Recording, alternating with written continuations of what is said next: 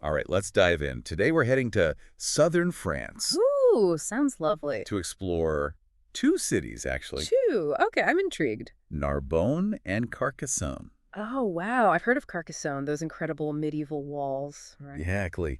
And we've got a great guide for this journey, the Book of Narbonne and Carcassonne. Never heard of it, but it sounds right up our alley. It's packed with history, legends, local insights, all sorts of things. I'm excited to see what we uncover. What's the game plan for this deep dive? Well, I want to really get a feel for each city. Like, what makes them unique? Yeah, uncover some hidden gems, maybe even solve a mystery or two along the way. Oh, there's a mystery involved. Count me in. You know, what struck me about this book? What's that? It's like they're two completely different worlds right next to each other. You're right. Narbonne is all Roman history, and then you have Carcassonne, a medieval fortress. Totally. Okay, so first up, Narbonne. Did you know it was a key trading hub during the Roman Empire? I did know that, yeah. Yeah. It was on the Via Domitia.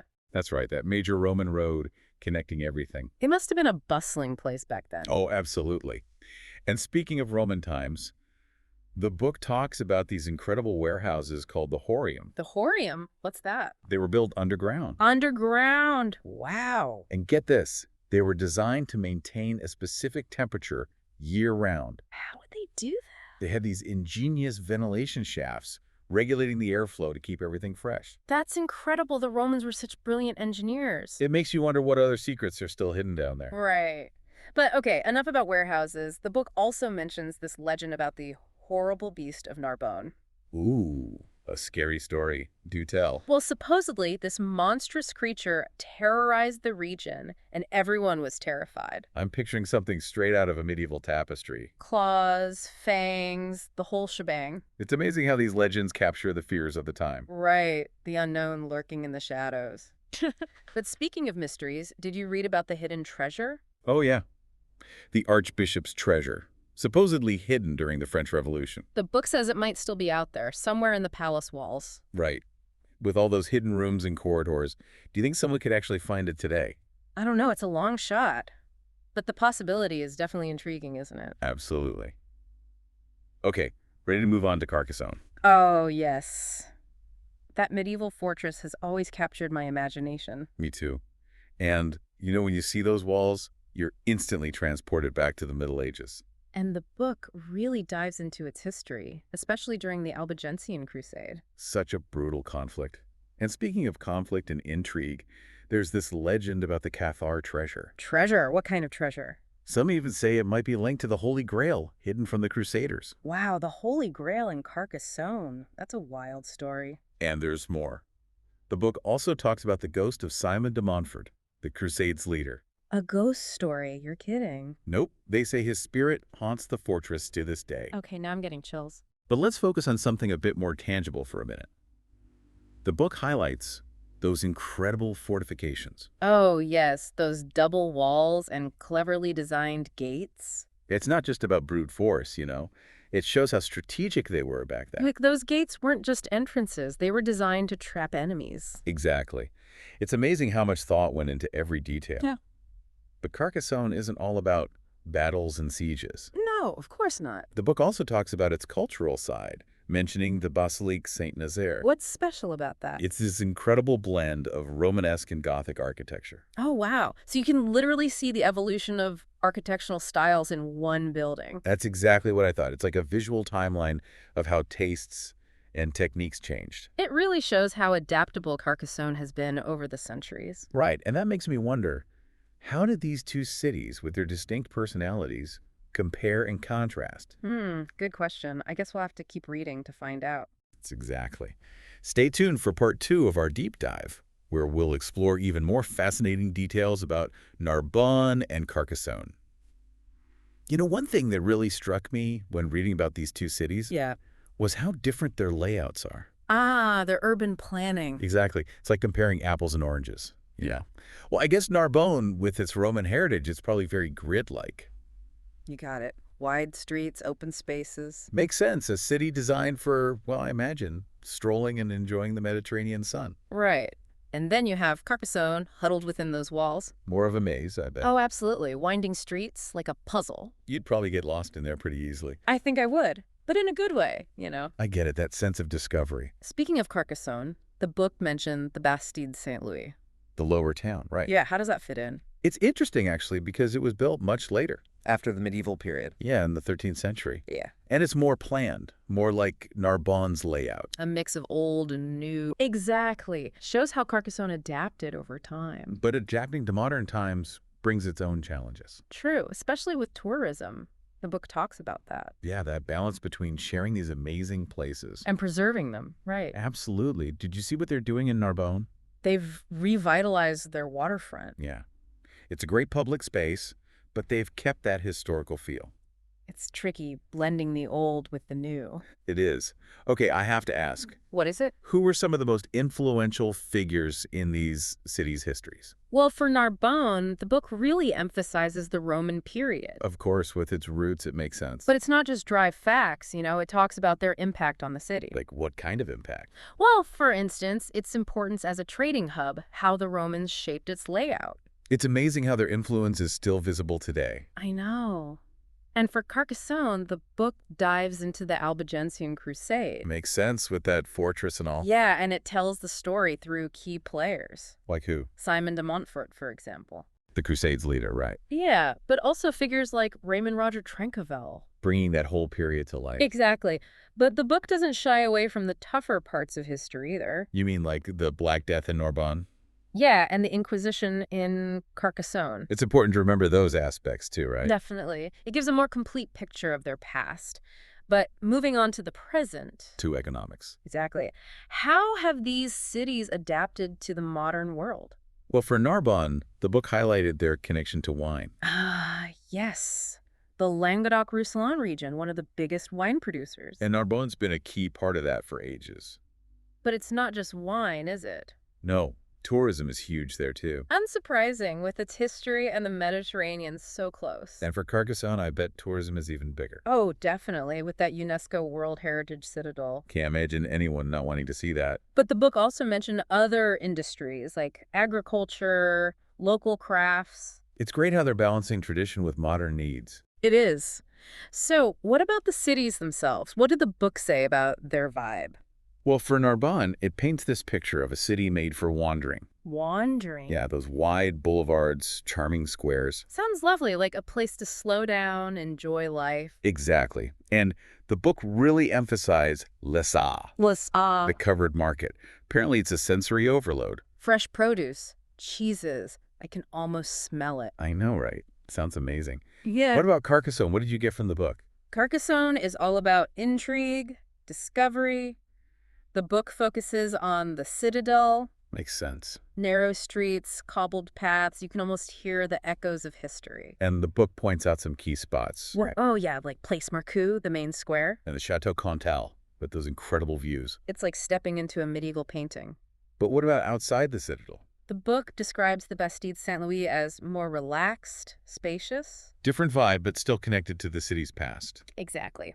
Okay, practical question. Shoot. What about getting, Well, in Narbonne, the book stressed walkability. especially the historic center? Yeah, nothing beats exploring on foot. But they also have a bike sharing program If you want to cover more ground, and a well-connected train station for longer trips. so you've got options. And Carcassonne. Also walkable, especially within the citadel. But the book recommended the bus network for longer distances. Makes sense. Okay, let's talk about something fun. Fun. Like what? Culture. What brings these cities to life? Oh, Narbonne has a great art scene. What kind of things? Well, the book highlighted their theater. Théâtre de Narbonne. That's the one. They have all sorts of performances. Sounds lively. And get this, their library, the Médiathèque du Grand Narbonne, What about it? it's also a cultural hub with all sorts of events. That's a cool concept. And then there's the Festival de Narbonne, celebrating music, theater, dance. A big annual event. It is. What about Carcassonne? Carcassonne loves its festivals. It seems like there's one for everything. Really? Like, what Well, there's the Festival de Carcassonne, happens every summer. what kind of festival is it? Concerts, theater, all sorts of things. And it all takes place in the Citadel.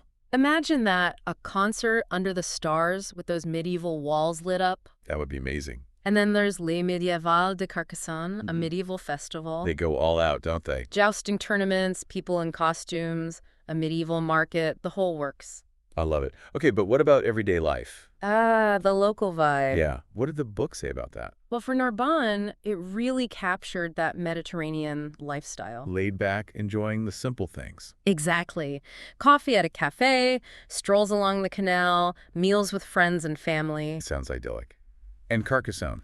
A bit different, more shaped by its history and all the tourism. Understandable. But the book mentioned a strong connection to their medieval past. It's like it's woven into their daily life. And some residents still speak Occitan. The local dialect. Wow. That's amazing. It is. It's like a living link to the past. Speaking Yeah. of the past, meeting the present, How are these cities dealing with modern development?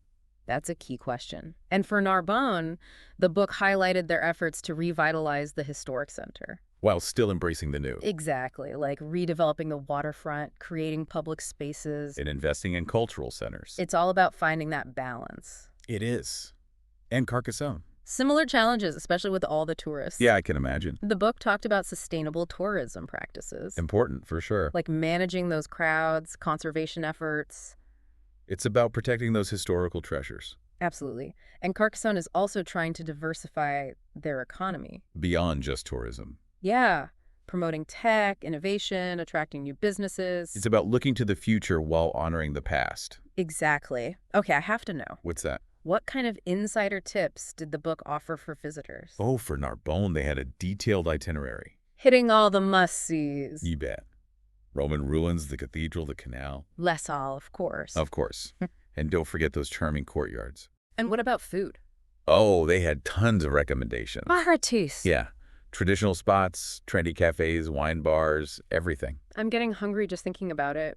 What about Carcassonne's tips? Their itinerary focused on the citadel, Makes sense. the Chateau Comtal, the Basilique, the ramparts, all of it. And venturing out to the lower town too, right? Yep.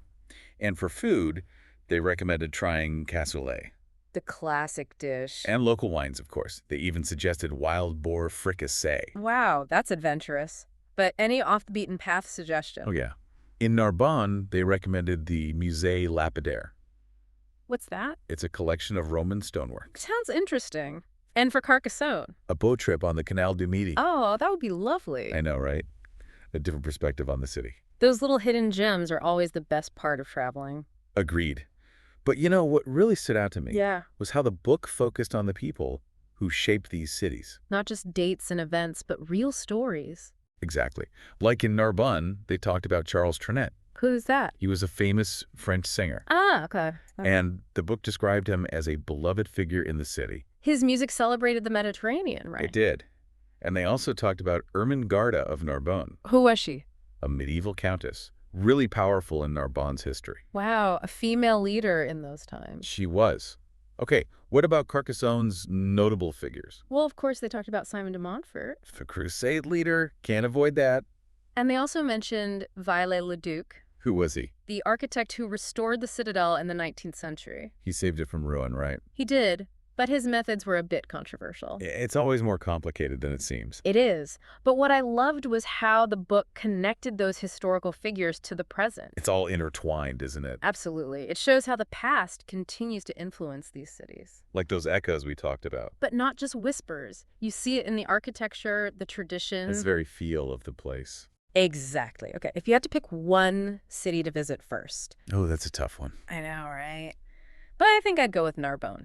Really? Why? Those Roman roots, that relaxed Mediterranean vibe. And the Horium, of course. Of course. It's calling my name. I get it. But Carcassonne, with that medieval magic, is a close second for me. And that's the beauty of it, right? They both offer something special. Absolutely. It's Yeah. about embracing that diversity. Well said. And for anyone listening who's intrigued, You got to check out the book of Narbonne and Carcassonne. it's more than just a guidebook. It's an invitation to truly discover these cities, To experience them with all your senses. to connect with their history and their people. And who knows, you might even discover a part of yourself along the way. I love that. Well, on that note, I think it's time to wrap up. Until next time. Happy travels, everyone. As we've been talking about these cities, it's amazing how they're like time capsules, you know? Oh, absolutely. Centuries of history, right there in their streets and buildings. All those stories, all those lives lived. The book did a great job weaving it all together, don't you think? It did. It wasn't just about kings and queens and battles. It was about the everyday people, too. The artisans, the merchants, the people who made the city what it is. Those are the stories that often get forgotten. But they're just as important, right? Absolutely. They give you a real sense of the place, and this book brought those voices to life. It did. It made me feel like I was right there experiencing it all. The markets, the festivals, those little details. And you know what else I loved? What's that? How the book encouraged you to actually go experience these places. It was packed with tips, recommendations. It's like they wanted you to get out there and explore. Not just read about it, but feel it for yourself. Exactly. To taste those wines, walk those streets, breathe in that atmosphere And who knows, maybe you'll stumble upon something amazing. in your own little hidden gem. That's the beauty of travel, those unexpected discoveries. And this book, it captured that sense of adventure so well. It was more than just a guidebook. It was a love letter to these cities, an invitation to fall in love with them. And I have to say, I'm ready to accept that invitation. Me too. I'm already picturing myself exploring those Roman ruins in Narbonne. And walking those medieval ramparts in Carcassonne. So to anyone listening, if you're feeling inspired, Pick up the Book of Narbonne and Carcassonne. it's the perfect starting point for your own deep dive into these incredible places. Remember, it's not just about seeing the sights. It's about experiencing them, connecting with their history and their people. And who knows, maybe even discovering a part of yourself along the way. I love that. Well, on that note, I think it's time to wrap up this deep dive. Until next time. Safe travels, everyone.